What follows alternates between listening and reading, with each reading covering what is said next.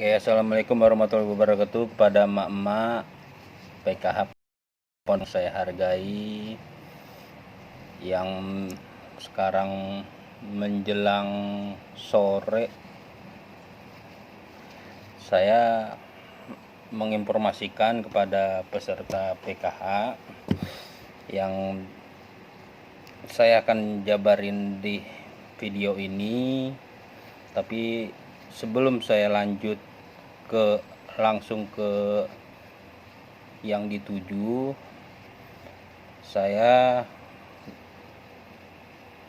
berturut duka cita kepada suami Ibu Warni Muni. Mohon maaf, saya belum bisa hadir atau silaturahmi ke sana, tapi suami Ibu Warni tersebut banyak pengalaman yang diberikan dari beliau, dan saya juga kaget atas informasinya. Saya berturut duka cita atas meninggalnya suami Ibu Warni, dan bagi yang peserta PKH, baik keluarga atau peserta yang sedang sakit, kita sama-sama berdoa semoga disehatkan kembali dan bisa aktivitas dan seterusnya. Mohon maaf, saya belum bisa bersilaturahmi kepada emak-emak. Mungkin kita silaturahminya hanya lewat di grup, walaupun saya sekarang jarang untuk bales, tapi tetap grup, jangan sampai ada yang tersinggung. Ambillah grupnya itu menjadi lahan silaturahmi kita bersama. Oke, untuk selanjutnya saya menginformasikan terkait program PKH di Kota Tangerang Selatan, atau khususnya di Kelurahan Pondok Benda. Mak-mak, untuk saat ini peserta PKH seluruhnya itu totalnya 600 lebih. Itu sudah masuk eligible dan non eligible. Nah, selanjutnya pasti emak-emak bertanya, baik di grup ataupun japri ke saya, atau telepon, atau bertanya kepada yang lain, kenapa sih dana PKH saat ini belum cair? Kenapa sih bantuan sembako atau BPNT di bulan Oktober dan mau ke November juga belum cair? Saya akan jelasin. Jadi begini, mak-mak, untuk dana PKH untuk saat ini masih tahap 3 termin 9. Nah, dari termin 1 sampai termin 6 tahap 3 itu Pondok Benda atau Setangsel ada, tapi termin 7 dan termin 8 untuk kuota dana PKH se-Kota Tangerang Selatan itu tidak ada. Makanya muncul dana PKH termin 9 itu enggak lebih dari 20 orang. Pasti emak-emak bertanya, kok yang lama atau yang kepesertaannya dari tahun 2013 atau 2016 kok nggak cair-cair. Jadi begini, Mak, untuk bantuan dana PKH kami hanya bisa menginformasikan ke operator kami, provinsi ataupun Kementerian Sosial berdasarkan data yang saya pegang ataupun dari emak-emak yang japri ke saya. Nah, pasti emak-emak berpikir dan berharap, berarti Pak, kalau nama saya tidak ada, kemungkinan saya tidak dapat lagi. Pertanyaan itu bagi saya itu saya tidak bisa jawab, dikarenakan bila saya bilang itu tidak lagi, saya takut salah, karena sekarang sistem yang selanjutnya untuk tahap 4 dana PKH itu saya belum ada laporan dan informasi ke saya. Dan untuk sembako juga sama, kapan cairnya saya juga tidak tahu. Bila ada nanti akan saya share. Tapi perlu ingat, mak-mak, yang perlu diingat, selama saya menjadi pendamping PKH yang dari kepesertaan kurang lebih 200 sampai 600, alhamdulillah banget, yang saya temuin nggak nyampe dari 50%, itu pasti 30%. Jadi begini, kalau kita contohin, kalau peserta pondok benda itu 600, kita anggap 100 peserta itu tidak atau belum mendapatkan ATM, 50-nya itu keblokir, 50-nya tidak cair dana sembako dan dana PKH, dan kurang lebih tersisa 400. Tapi setiap pencairan atau setiap kita gesek sembako itu nggak pernah lebih dari 200 peserta, malah total paketannya itu 400 tapi nggak pernah lebih dari 200 peserta. Minimal harusnya setengah. Dan saya tetap berbirokrasi ke grup atau ke ketua, menanyakan nama dan alamat. Biasanya yang saya share di grup atau di ketua melaporkan nama tersebut tidak ada, tahu-taunya jelang berapa bulan kemudian itu orang tersebut itu ada. Nah, inilah yang membuat rancu dan membuat kita sebagai atau saya sebagai pendamping berpikir. Nah, saya buat grup ini yang lebih awal atau lebih pertamanya adalah untuk bisa menjalin silaturahmi antar pendamping atau antar peserta PKH sepondok benda, baik dalam dunia usaha, dunia apapun. Tapi emak-emak jangan kaget juga bila di grup ada yang bercanda, ada yang ini, ya itu wajar bagi saya karena namanya di grup. Ambil yang intisari yang baik-baik aja. Dan yang perlu ingat, mak,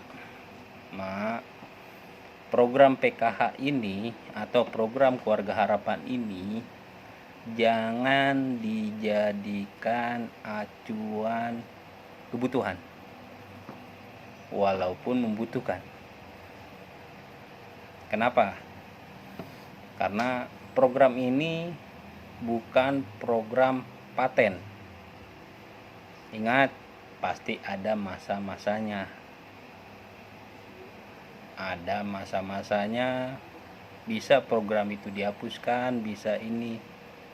Dan bila itu terjadi, mak-mak jangan kaget.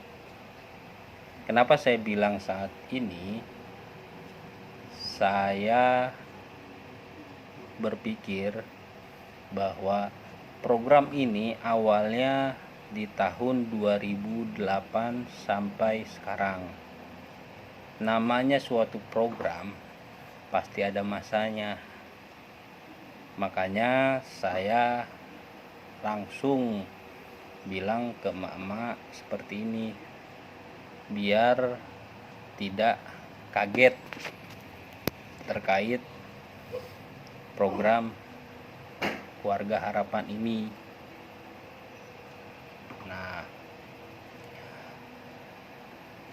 di dalam program PKH ini ataupun BPNT banyak banget permasalahan-permasalahan di bawah yang saya sudah laporkan sampai detik ini belum terrealisasi karena ada beberapa tahap-tahapan.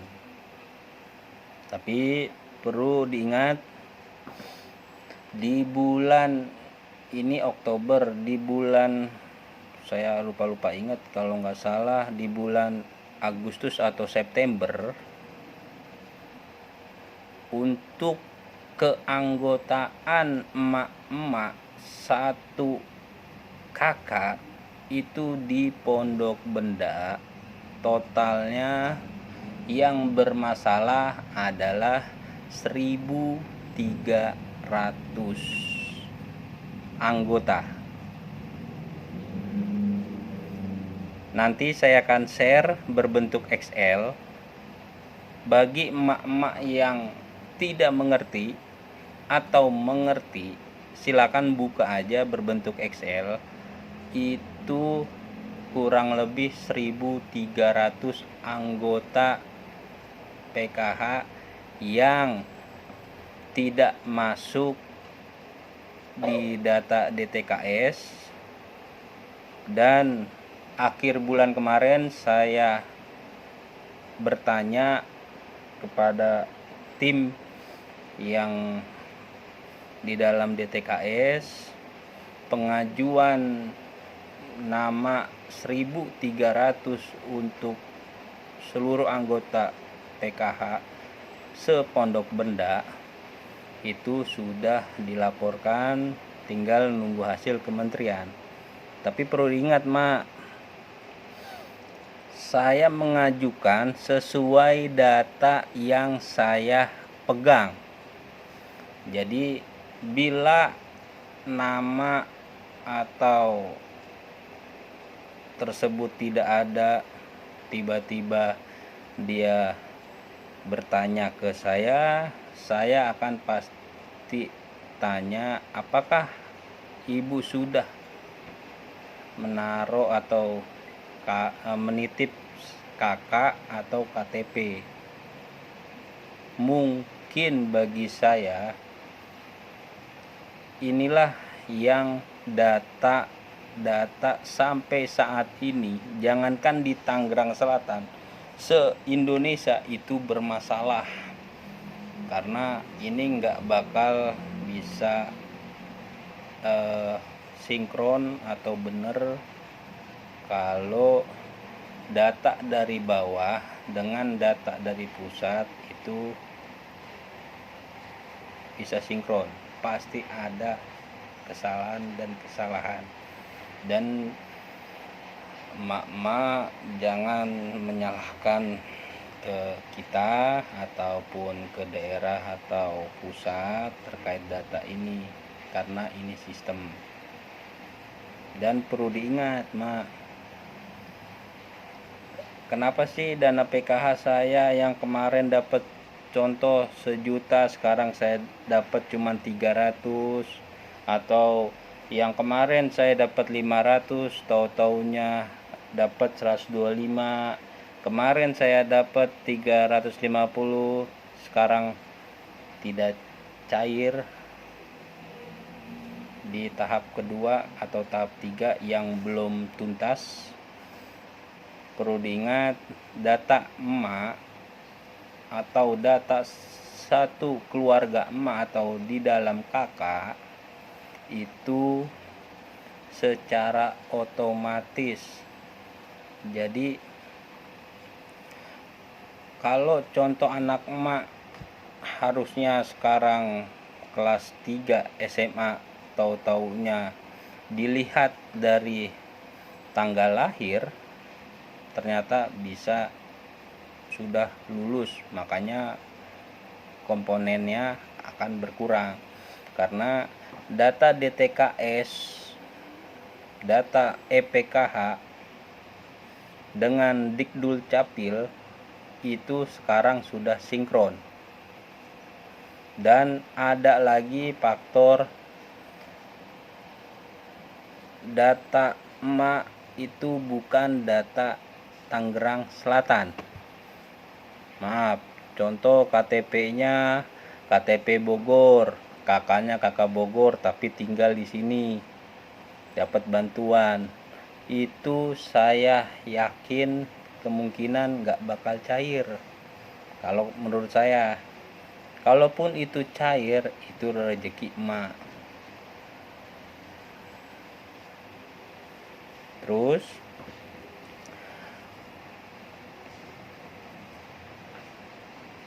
terkait sembako, sampai detik ini saya juga belum ada info. Baru hanya ada kabar itu di bulan Oktober, tapi kapannya dan tanggalnya kita tidak tahu. Dan yang perlu saya sampaikan, untuk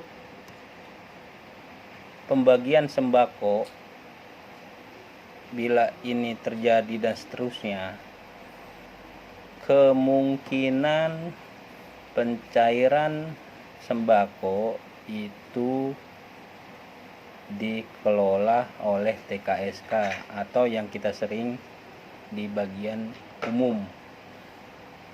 Nah, untuk kedepannya bila ini terjadi, siap-siap emak-emak harus punya teman yang dapat bantuan BPNT umum biar tahu kapan pencairan di mana dan di mana. Karena sampai detik ini kami sebagai pendamping juga masih rancu apakah itu benar terjadi atau tidak. Kalau secara pribadi saya mengikuti alur yang ada, tapi kita tidak tahu bagaimana sistem di lapangannya seperti apa. Itu terkait untuk sembako untuk ke depan. Untuk dana PKH, kembali lagi ke dana PKH. Ingat, Mak, dana PKH jangan pernah bilang kok Ibu A dapat gede, kok saya dapat segini, Ibu C dapat gede, saya dapat segini. Ingat, Mak, bersyukur aja dulu. Karena saya lihat data awal atau data yang saya pegang itu berdasarkan kakak emak yang ngirim ke saya. Bila ada perubahan atau nambah atau ini, itu jarang, bukan berarti enggak, jarang ada yang ngasih ya Bu, ya Mak. Karena sekarang kita untuk data sudah bekerja sama dengan Dikdul Capil, Tangsel, dan Pusat. Jadi tinggal masukin nomor kakak atau nomor NIK atau nomor KTP emak, itu sudah kelacak semua. Nah, untuk hal ini tetap kami dampingin, tetap kami memberi masukan kepada di atasnya kami operator. Bila ada perubahan atau ini, tetap saya akan laporkan, tapi perlu ingat Mak, kata laporan itu belum tentu di ACC Mak. Harap bersabar, karena kita punya tangan 2, kaki 2, kepala 1, dan bukan data emak aja, tapi seprovinsi Banten, karena kita seprovinsi Banten, dan harap bersabar. Dan seterusnya, selanjutnya, maaf, bagi peserta PKH yang statusnya meninggal, di laporan saya kurang lebih, bila ada yang nambah tolong laporkan ke saya. Dan perlu diingat, ketika yang status meninggal, buatkanlah akte kematian. Beda loh akte kematian dengan surat keterangan kematian. Surat keterangan kematian itu bisa dibuat dari RT, dari rumah sakit, atau dari mana, itu bisa. Tapi akte kematian itu yang keluarkan itu dari, setahu saya, Dikdul Capil. Biar jelas. Karena kenapa Mak saya ingatkan terkait akte kematian, karena bila nanti nomor rekening peserta tersebut yang status meninggal ada yang bermasalah terkait ATM atau nomor terblokir, Mak bisa melampirkan akte kematian tersebut, baik KK dan KTP, dan atau ditambah dengan surat pernyataan kalau Mak peserta PKH, itu buat data. Dan selanjutnya, yang meninggal itu bisa diturunkan ke anaknya atau ke suaminya, tapi dengan catatan mengajukan, tapi belum tentu itu di ACC oleh kementerian. Itu terkait PKH. Lanjut, untuk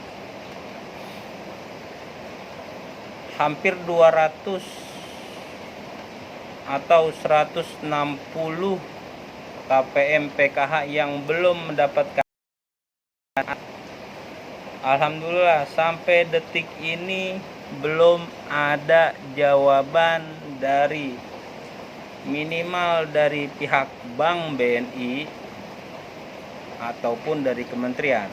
Tapi tetap ketika ada laporan itu saya lampirkan dan saya jelaskan. Seperti kayak kemarin yang ada pemeriksaan dari BPK, kami juga melaporkan. Yang saya laporkan itu yang melapor ke saya. Yang tidak melapor ke saya atau berbicara di belakang saya, ya wassalamualaikum. Karena saya berdasarkan data yang ada di saya. Dan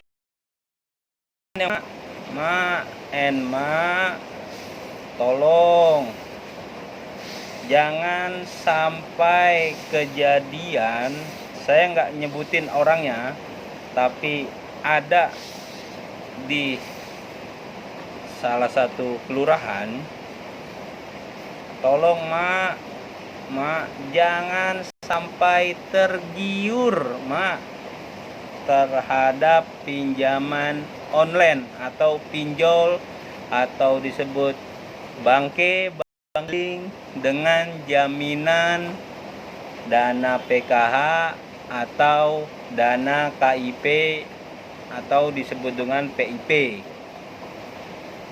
Karena saya pernah berdialog atau bahasa ngopi bareng dengan debt collector mereka, itu rata-rata meminjam uang karena butuh faktor keadaan. Dia bilang, saya dapat bantuan dana PKH per 3 bulan, berarti setahun itu 4 kali, ya kan? Abang bisa potong dana tersebut. Tuh, pas saya ngopi bareng. Kenapa saya bisa ngopi bareng dengan debt collector pinjol atau bangke tersebut? Karena ada oknum, ingat oknum PKH atau saudara kita yang menaruh nomor telepon selain nomor yang dipinjamkan, itu nomor saya. Makanya saya ajak minum ngopi bareng, saya jelasin terhadap debt collector, dan debt collector tersebut agak kaget, ya kan, karena tersebut berpikiran bahwa yang nama Mandela tahu segala hal, apalagi terkait yang minjam-minjam atau keuangan yang akan cair. Ketika berdialog agak kaget. Tuh, banyak oknum emak-emak kita yang pinjam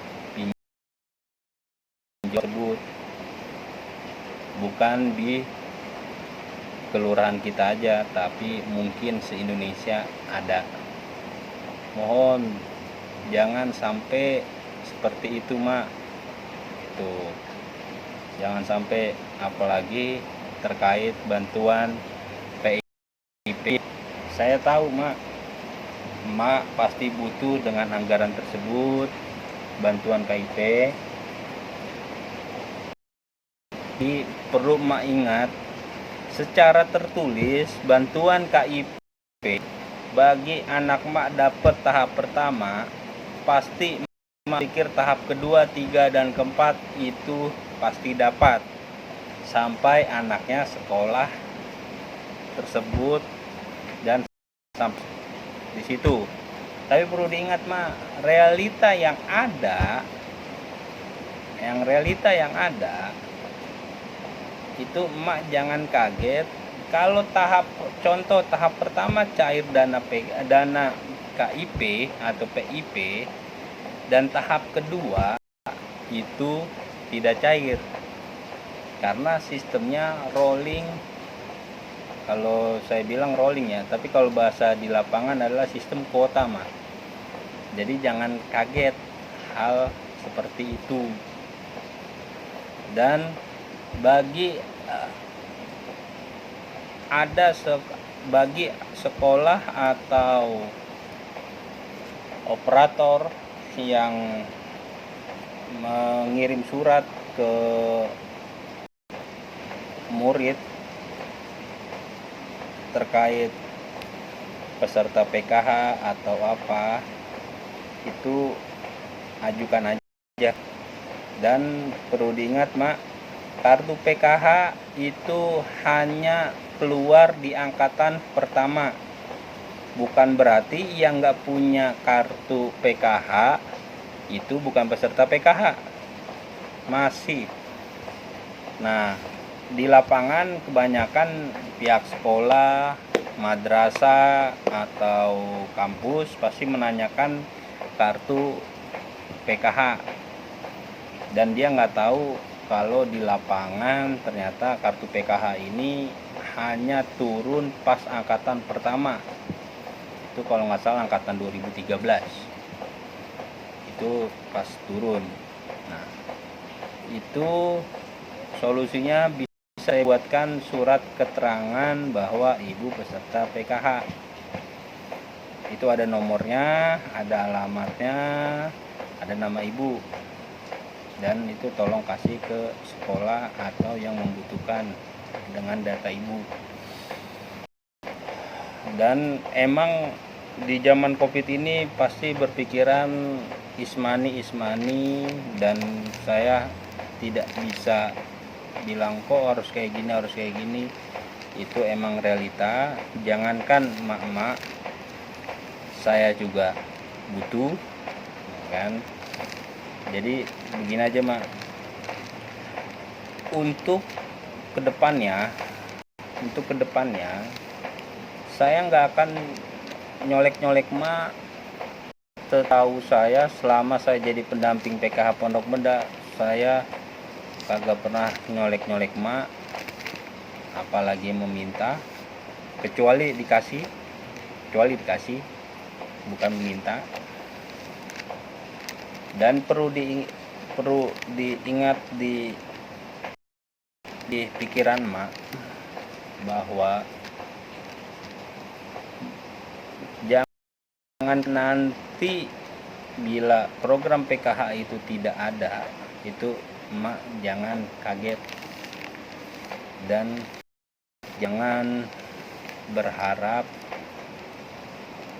kalau PKH itu bakal panjang, karena ini hanya program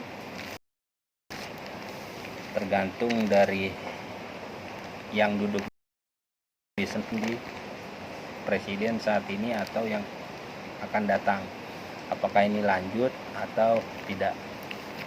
Dan mak, saya nggak pernah ketemu sama mak, jarang, walaupun di pinggir jalan atau apa pernah ketemu. Tapi tolong mak, yang perlu saya ingatkan adalah satu, jangan harapan terkait program PKH. Bukan saya ngelarang, saya bermaksud bila nanti program PKH itu dihapus, emak udah nggak kaget kembali. Dan kalau emak ada kreativitas atau ada usaha apa atau apa, emak bisa sharing atau kirim ke grup terkait jual beli atau apa, produk apa, minimal dilihat dulu yang membaca, baru di situ ada pemesanan.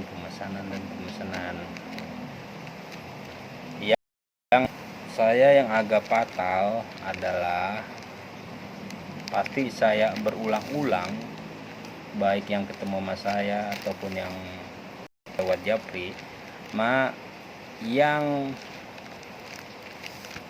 dikatakan mampu segera lapor ke saya untuk keluar dari program PKH, Mak. Karena kenapa, Mak? Saya punya 2 tangan, 2 kaki, dan 2 mata. Saya akuin saya masih banyak kurang dan banyak atau jarang ketemu dengan emak dengan faktor keadaan. Kalau emak tidak bisa bilang di grup, itu bisa japri ke saya. Karena kenapa, Mak? Yang dikatakan mampu begini, Mak. Saya hanya kasih tahu biar emak nggak kaget. Yang dikatakan mampu yang rumahnya memiliki kendaraan yang roda 2 minimal. Itu satu dari aturan. Dan yang bagi emak yang mampu atau yang punya roda 4, harap mengundurkan diri jadi kepesertaan PKH. Nanti saya akan datang ke rumah emak dan tanda tangan surat pernyataan. Karena kenapa, Mak? Saya mungkin kurang pemantauan, tapi perlu ingat, Mak, depan, kanan, kiri, belakang emak itu bisa ada yang tahu, bukan antar peserta PKH, tapi untuk sekarang dan seterusnya banyak banget yang mencari peserta PKH, baik yang jeleknya maupun yang baiknya. Jadi untuk peserta PKH Pondok Benda yang ingin mengundurkan diri, yuk laporkan ke saya supaya bisa kita data. Dan untuk yang bantuan dana PKH atau sembako, perlu diingat data pencairan itu saya dapat dari kementerian, pasti saya share khusus untuk benda. Bagi yang nama-namanya ada ataupun yang ada namanya belum memiliki ATM atau terblokir, saldo tidak cair, tolong laporkan ke saya. Bagi yang cair, tolong foto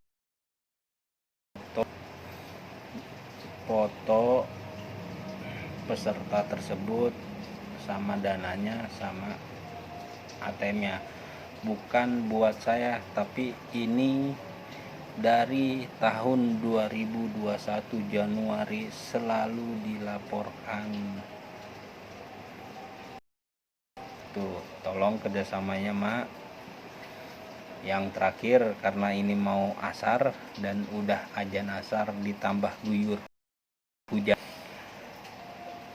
nanti saya akan share dana PKH tahap 3 termin 9 yang kemarin yang sudah saya laporkan ke provinsi. Yang selanjutnya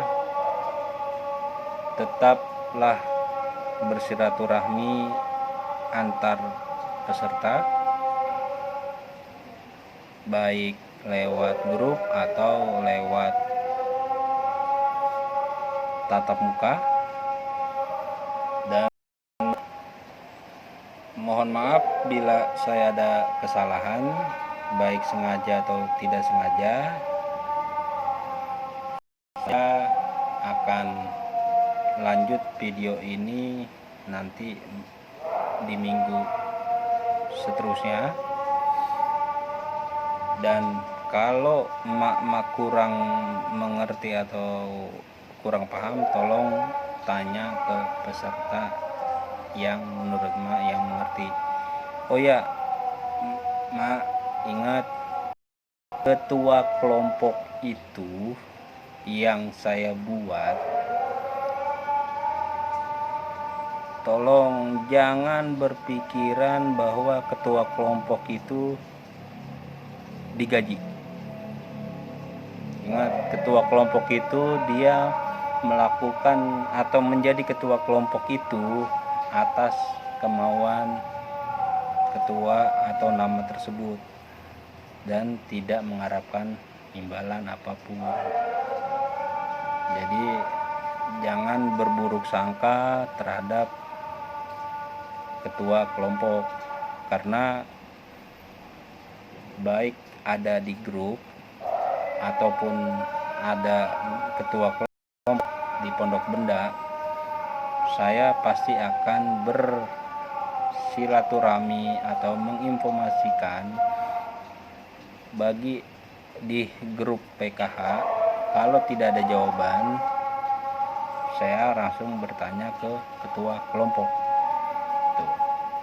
Oke, karena azan asar sudah kumandang, cukup sekian video dari saya. Mohon maaf bila ada kata-kata atau yang saya sampaikan kurang berkenan kepada mama. Saya akhirin. Assalamualaikum warahmatullahi wabarakatuh.